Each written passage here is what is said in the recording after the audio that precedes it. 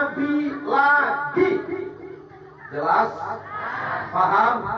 Kalau besok di Banten ada muncul orang ngaku Nabi, percaya atau tidak? Percaya atau tidak? Diikuti atau tolak? Dibiarkan atau diperangi? Dibiarkan atau diperangi? Betul? Allahu Akbar. Saudara, Nabi terakhir adalah Nabi Muhammad. Nabi terakhir. Setelah Nabi Muhammad tidak ada Nabi lah. Begitu pula Al-Quran. Al-Quran itu merupakan wahyu yang terakhir. Setelah Al-Quran tidak ada wahyu lagi. Mana dalilnya? Al-yawma akmaltu lakum dinakum wa raditu lakumul Islam dinan. Al-ayat itu ayat terakhir. Sempurna itu Islam. Setelah itu tidak ada satupun ayat yang diturunkan oleh Allah Subhanahu wa Ta'ala. Ya, ini Ahmadiyah ngaku punya Nabi lagi, ngaku punya kitab suci lagi setelah Al-Quran. Berarti Ahmadiyah bedanya itu di usul atau di furu? Usul. Orang kencang, di usul atau di furu? Usul. Kalau beda di usul, sesat atau tidak? Sesat atau tidak? Makanya kenapa ulama sedunia memfatwakan Ahmadiyah sesat? Karena bedanya bukan di furu, tapi di usul. Masya Allah. Kenapa FPI ngotot Ahmadiyah minta dibubarin? Bukan karena uang. Kenapa FPI ngotot Ahmadiyah harus dibubarkan di Indonesia? Bukan karena jabatan. Bukan karena semata-mata kepentingan duniawi. FPI minta kepada pemerintah Ahmadiyah harus dibubarkan dari negeri ini untuk menjaga ketakwaan dan keislaman umat Islam. Bayangkan saudara, saat ini pengikut Ahmadiyah di Indonesia menurut data Departemen Agama sudah mencapai 75.000 jiwa. Saya nggak habis pikir 40 tahun yang akan datang. Bagaimana 50 tahun yang akan datang? Kalau sudah tidak ada habaib, kiai, ulama, ustaz, mubalik yang menjelaskan kesesatan Ahmadiyah, bagaimana nasib anak cucu kita? Anak cucu kita kalau suruh masuk Kristen gak gampang. Kenapa? Dia tahu Islam sama Kristen dari namanya saja sudah beda. Betul? Saya mau tanya, Islam sama Kristen beda nggak? Beda nggak? Yang disembah beda nggak? Beda. Tata cara ibadahnya beda. Rumah ibadahnya, simbol-simbolnya beda. Tahu anak-anak kita nggak bakal dia masuk Kristen. Tapi Ahmadiyah ini luar biasa, mirip seperti kita. Bapak Ibu kalau nggak percaya, ya, itu di warung gunung ada Ahmadiyah. Di Rangkas Bitung, cek modelnya bagaimana sih orang Ahmadiyah. Dulu saya ceramah di Bindungangen seminggu sebelum kejadian Cikesik. Berceramah seminggu kemudian dari di Cikesik, saya pikir nggak ada Ahmadiyah di sana. Nggak taunya ada. Yang jadi ketuanya Suparman namanya, gajinya 10 juta per bulan. Inggris yang kasih gaji, saudara.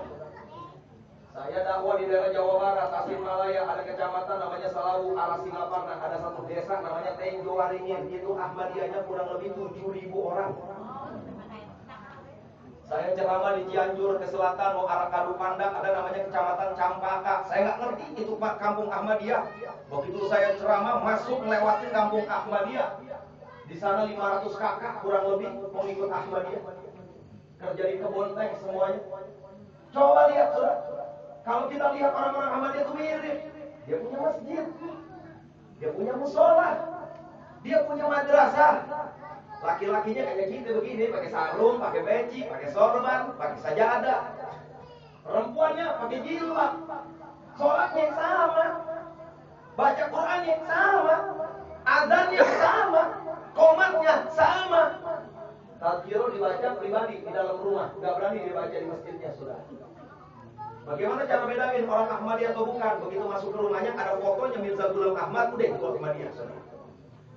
Coba lihat, mereka mirip kita, punya masjid, pakai peci, pakai sarung, perempuannya berjilbab, mereka ngaji, baca sholawat, sholatnya sama, puasanya sama. Nah kalau anak cucu kita nggak ngerti, suatu ketika nanti merantau di daerah yang berdekatan dengan komunitas Ahmadiyah, mereka pikir Ahmadiyah nggak sesat, akhirnya ikut Ahmadiyah. Saya mau tanya, kalau ada orang Islam masuk ke Ahmadiyah sampai mati nggak tobat, matinya Islam atau kafir? Kafir. Orang kencang, Islam atau kafir? Islam atau sesat? Islam atau murtad? Maka itulah Allah menancapkan dengan penuh luar biasa. Wala tamutunna illa wa antum muslimun. Jadi jaga Islam ini berat, saudara. Nggak gampang. 75.000 pengikut Ahmadiyah. Saudara, yang saya pegang tadi ini kitab sucinya. Ustaz, apa betul tuh kitab sucinya? Kita buka pelan-pelan ya. Yang bicara di kitab suci bukan saya, kitabnya sendiri. Sini banyak ajengan, saya stabilo warna hijau. Tadzkirah nama kitabnya, yakni yaitu wahyun, merupakan wahyu muqaddas yang suci. Ini merupakan kumpulan wahyu suci yang Allah turunkan untuk Mirza Ghulam Ahmad. Apa bedanya ini dengan Al-Quran? Ketika kami tanya para pentolan-pentolan Ahmadiyah, Al-Quran itu adalah wahyu yang Allah turunkan terakhir yang mengandung syariat. Adapun tadzkirah, ini wahyu yang Allah turunkan setelah Al-Quran tapi tidak mengandung syariat. Makanya Ahmadiyah ikutnya syariat Nabi Muhammad, karena tadzkirah tidak mengandung syariat. Saya mau tanya, mau ngandung syariat mau enggak kalau dia ngaku ada kitab suci lagi setelah Al-Quran, sesat atau tidak? Sesat atau tidak? Yang pertama. Yang kedua, di dalam kitab tadzkirah ini ada beberapa pengakuan dari Mirzanya sendiri. Yang pertama, Mirza mengaku diangkat oleh Allah menjadi nabi.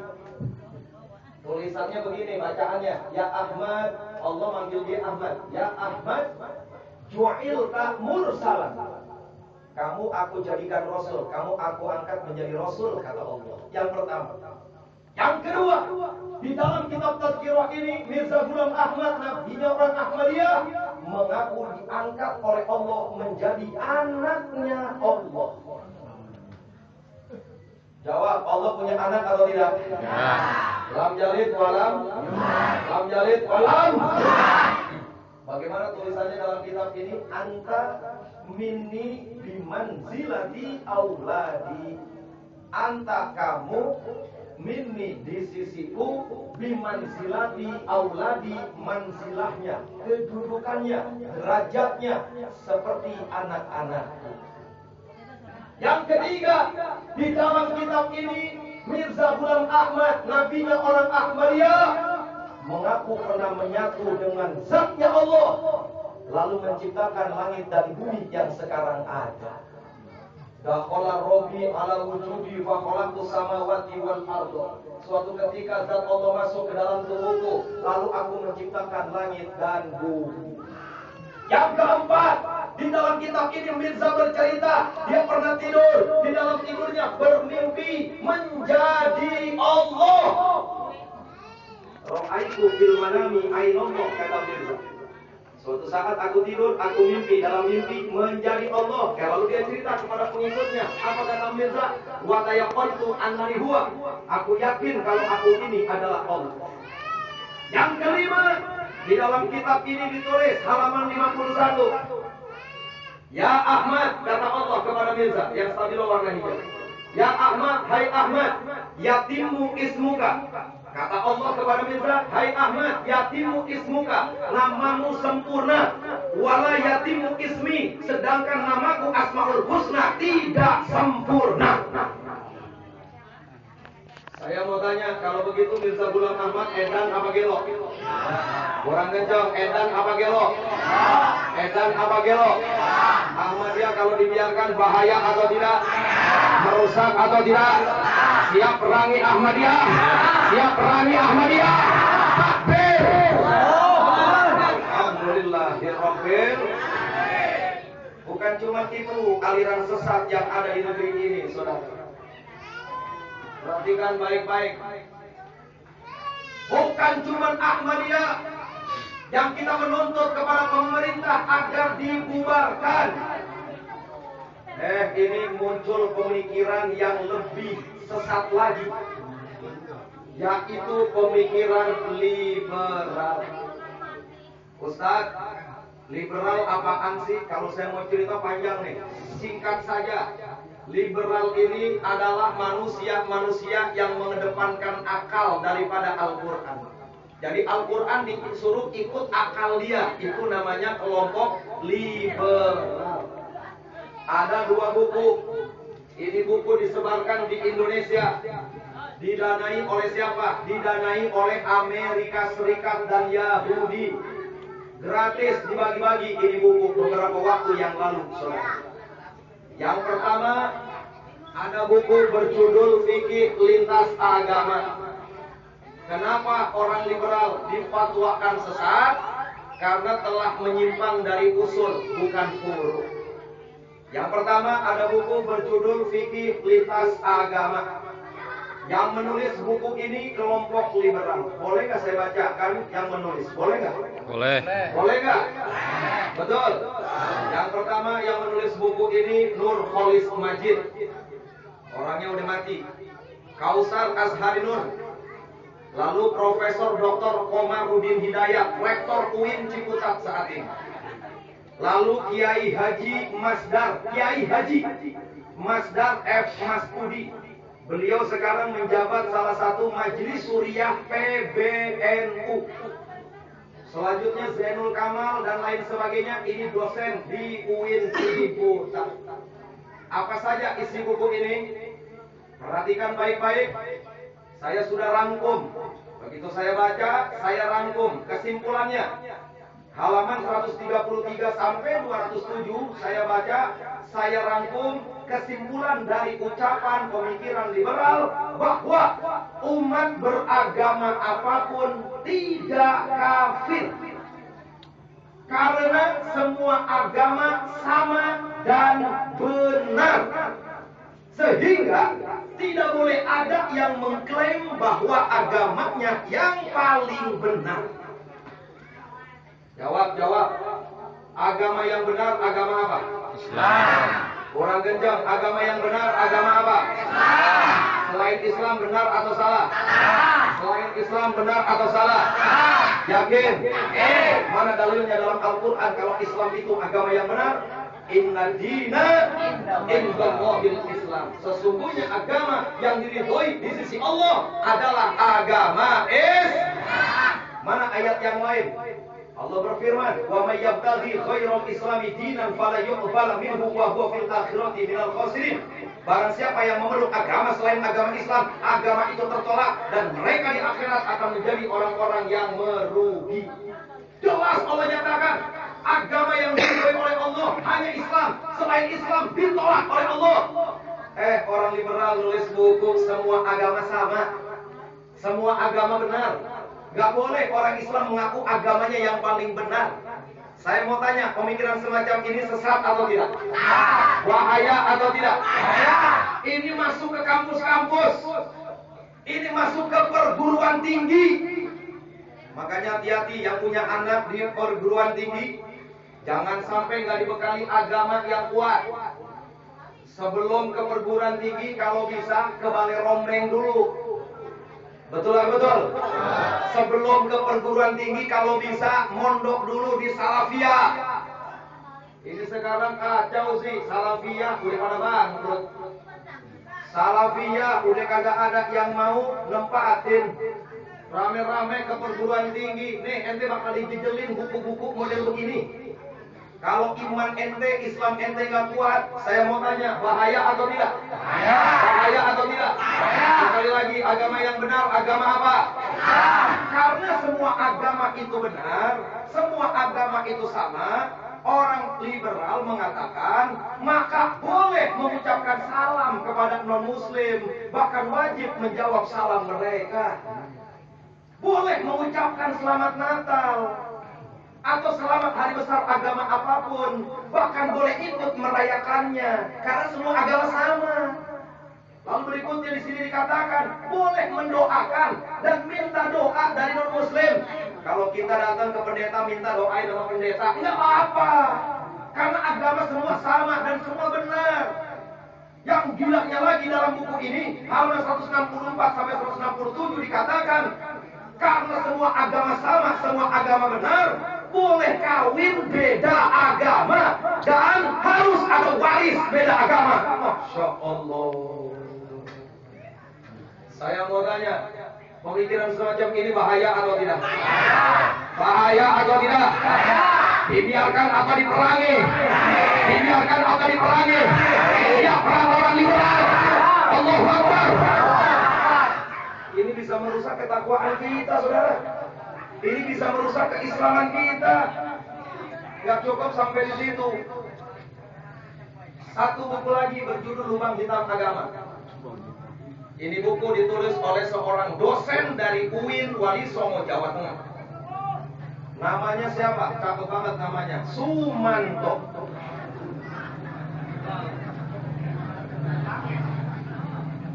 Perhatikan baik-baik. Di dalam buku yang berjudul Lubang Hitam Agama, di sini udah jelas, lubang hitam agama mengkritik fundamentalisme agama, menggugat Islam tunggal. Islam dikritik, maksudnya begitu.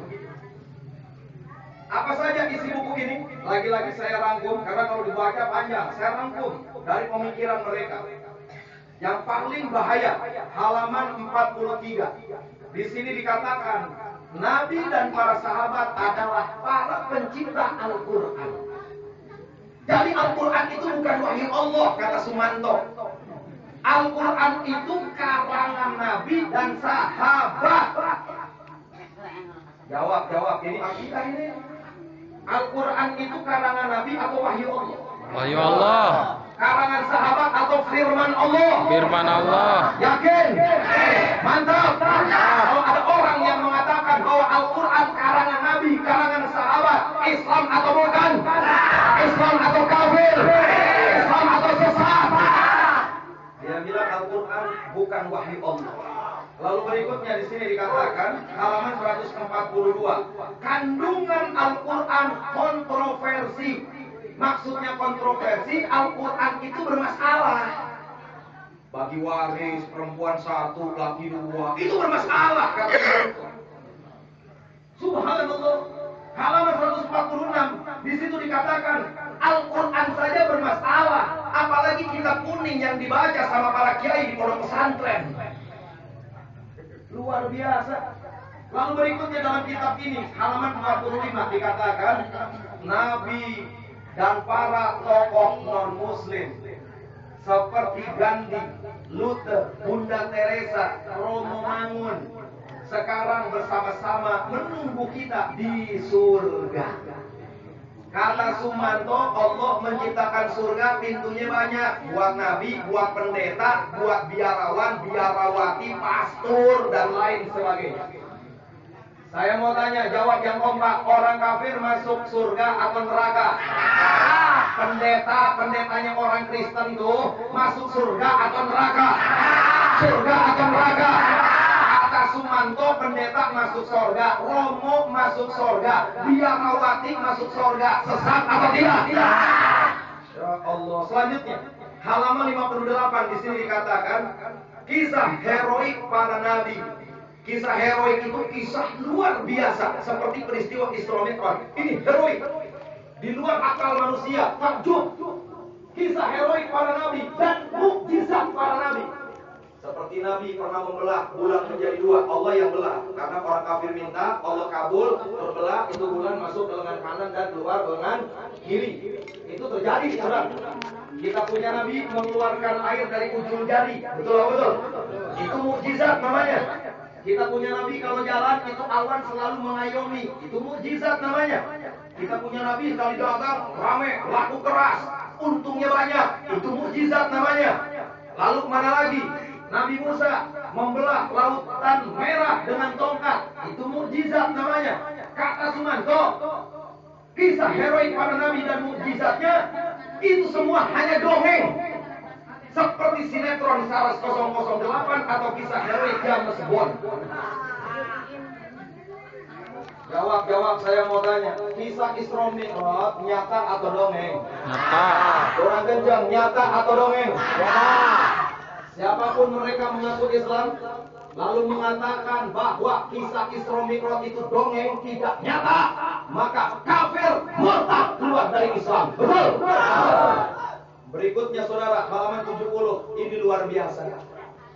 Menerapkan syariat Islam, menjalankan syariat Islam, menerapkan syariat Islam hanya menciptakan gerombolan mafia dan anjing-anjing penjilat kekuasaan. Jadi kalau kiai, ustaz, rame-rame pengen syariat Islam diterapkan, percuma. Menerapkan syariat Islam itu ujung-ujungnya jadi penjilat kekuasaan, jadi anjing-anjing penjilat kekuasaan. Secara tidak langsung Sumanto ingin mengatakan yang ngejalanin syariat itu anjing, yang sholat itu anjing, yang haji itu anjing, yang zakat itu anjing. Saya mau tanya, yang anjing kita atau Sumanto? Yang anjing kita atau Sumanto? Pemikiran semacam ini sesat atau tidak? Bahaya atau tidak? Dibiarkan atau diperangi? Allahu Akbar. Gak cukup sampai di situ. Ada satu buku saya lupa bawa. Ada satu buku saya nggak bawa. Ini buku dibuat oleh orang liberal juga. Seorang mahasiswa. Dia ambil S1. Dia buat skripsi. Judul skripsinya Indahnya Perkawinan Sejenis. Begitu diajukan ke dosennya, profesor, apa yang terjadi? Mendapat nilai A. Kalau bahasa santri sokeh, udah nilainya cakep banget tuh. Apa alasannya? Perkawinan sejenis itu indah. Kata nih mahasiswa, ini dari UIN Wali Songo, Jawa Tengah. UIN, Universitas Islam yang buat, saudara. Apa dia bilang? Dulu di zaman Nabi Lut, kenapa Allah larang laki sama laki kawin, perempuan sama perempuan kawin? Karena waktu itu jumlah manusia masih sedikit. Sekarang manusia banyak. Ekonomi sulit, cari kerja sulit. Solusi yang paling tepat, laki sama laki kawinin, perempuan sama perempuan kawinin. Saya mau tanya, jawab yang kompak, laki sama laki nikah halal atau haram? Halal atau haram? Perempuan sama perempuan nikah halal atau haram? Mendapat nilai A, dan ini disambut oleh liberal internasional. Mana buktinya? Tidak lama dari skripsi yang dibuat oleh itu mahasiswa, tiba-tiba Lady Gaga mau datang ke Indonesia. Dibiayai 80 miliar. Salah satu yang menaruh saham anaknya SBY, Ibas. 80 miliar buat ngedatengin Lady Gaga. Dengan izin Allah, FPI datang ke Mabes Polri. Saya yang mimpin. Saya datang ke Mabes Polri, ketemu Jenderal Timur Pradoko pada waktu itu, dan ketemu Kapolda Irjen Untung Rajab pada waktu itu. Kami sampaikan kepada beliau-beliau, kalau sampai Lady Gaga datang ke Indonesia, demi Allah, kami akan tumpah darah di Senayan. Alhamdulillah, tidak dikabulkan Lady Gaga datang ke Indonesia. Padahal peralatan sudah masuk ke Jakarta, kurang lebih 60 kontainer peralatannya. Ditolak Lady Gaga. Alhamdulillah. Kenapa Lady Gaga kami tolak? Padahal kami nggak kenal Lady Gaga. Kenapa kami tolak? Karena di dalam lirik lagu Lady Gaga itu menganjurkan kepada anak-anak kita agar hidup menjadi orang-orang yang lesbi dan homo. Ditolak Lady Gaga. Dipanggil lagi satu perempuan dari Kanada. Muslimah ngakunya. Namanya Irsyad Manji. Ngakunya sebagai mujtahidah. Paham dalam ilmu fikih katanya. Begitu diundang ke Indonesia, dia pidatonya direkam. Di dalam pidatonya dia katakan, Inna akramakum indallahi atqakum. Sesungguhnya orang yang paling mulia di sisi Allah itu adalah orang yang paling bertakwa. Di dalam ayat ini kata Irsyad Manji, Allah tidak menyebutkan status kehidupan seseorang, Kalau dia hidup berumah tangga, laki dengan laki, perempuan dengan perempuan, asal bertakwa kepada Allah, maka orang tersebut mulia di sisi Allah. Saya mau tanya, pemikiran semacam ini ngawur atau tidak? Sesat atau tidak? Alhamdulillah. Begitu Irsyad Manji dapat rekamannya, kita ubar, kita usir, dia lari ke Yogyakarta. Di Jogja diusir sama FPI Jogja. Dia lari ke Surabaya. Di Surabaya diusir sama FPI Surabaya. Dia lari ke Medan, diusir sama FPI Medan. Akhirnya dia pulang kampung ke Kanada. Alhamdulillah. Ini yang terjadi di Indonesia, saudara. Bukan cuma kemaksiatan, kesesatan mengepung umat Islam. Makanya mohon maaf, kenapa tahun 98 akhirnya lahir Front Pembela Islam. Karena kami lihat ini kemaksiatan udah menjadi-jadi, kesesatan udah luar biasa. Kalau nggak dibendung ini berbahaya. Betul apa betul? Makanya kenapa lahir FPI? FPI lahir, sekali lagi saya ingatkan, bukan untuk menyaingi organisasi yang lebih dulu. FPI bukan nyaingin NU. FPI bukan mau menyaingi Muhammadiyah Al-Irsyad, bukan. FPI lahir untuk melengkapi perjuangan umat Islam. Saya mau tanya, jawab yang kompak. Kalau kita jadi petani, nanam padi, tiap hari kerjaannya nanam padi terus, tapi tikusnya nggak diberantas. Kira-kira panennya rusak atau tidak? Rusak atau tidak? Atau sebaliknya, tiap hari kerjaannya berantas tikus terus, nggak pernah nanam padi. Panen apa enggak? Panen apa enggak? Panen tikus. Betul apa betul? Kalau semua ulama, semua ustadz hanya sibuk ngurusin pesantren, hanya sibuk ngurusin